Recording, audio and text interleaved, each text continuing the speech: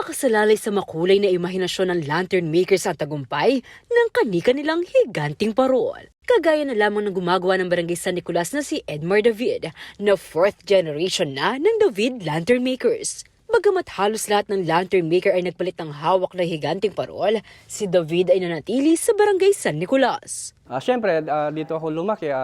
Sariling baryo namin to. Gusto ko, ipinaglalaban ko yung sarili kong baryo. Dobling pag-preparation namin, dobling papaganda namin yung gagawin namin sa parol namin.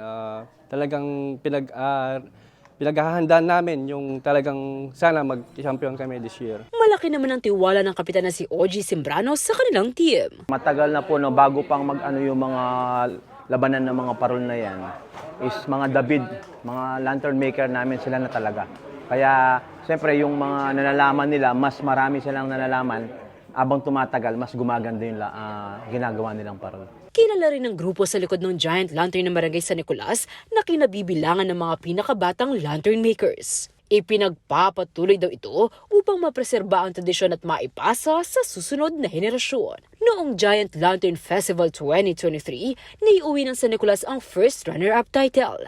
Mapagtagumpayan na kaya nito ngayong taon ng karangalan bilang Grand Champion. Ngayon, alam po namin na lalong mas maganda at talagang nakita namin yung unity ng bawat isa sa amin.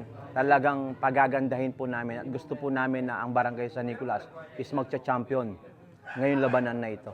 Samantala, para sa mga nais manood at masaksihan ng personal ang tagisan ng mga higanting parol, magaganap ang Giant Lantern Festival 2024 sa December 14 sa Robinson, Star Mills, Pampanga. Sa mga hindi makakapunta, sagot na namin kayo dahil maaari ring mapanood ang GLF ng live sa CLTV 36 at sa aming social media platforms. Liana Canilao, CLTV 36 News.